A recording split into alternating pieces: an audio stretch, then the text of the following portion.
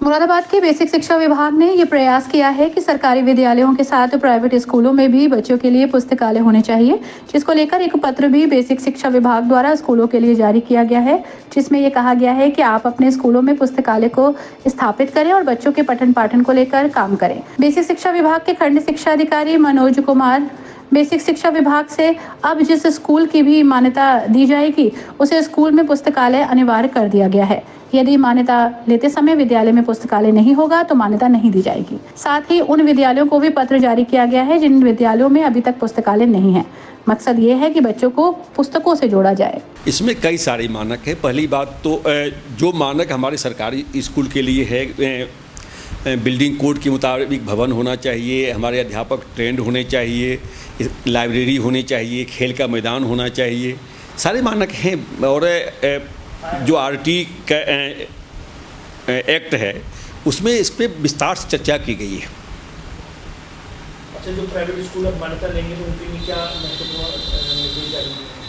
इसके लिए समानता बिल्डिंग सबके पास है, अध्यापक भी सबके पास है, लेकिन अध्यापक ट्रेंड नहीं है।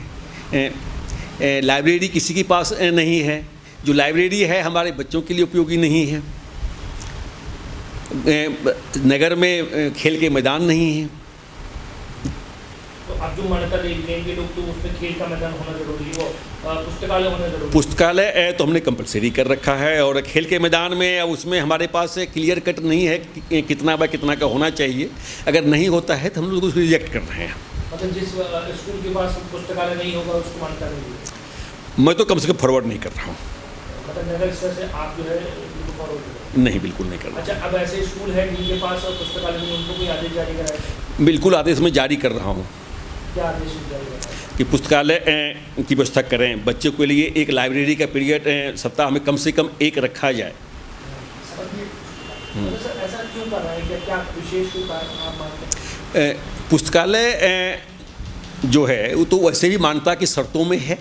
इसके अलावा हमारे बच्चे स्वाध्याय से दूर भाग रहे हैं, पाठ्य पुस्तकों के अलावा बाकी अध्ययन नहीं कर रहे हैं। तो शिक्षा का उद्देश्य है उनमें संवेदनाओं का विकास, समानुभूति का विकास, और यह सब बिना स्वाध्याय और बिना साहित्य के नहीं हो सकता। इसके कारण से पुस्तकालय बहुत ज़रूरी है।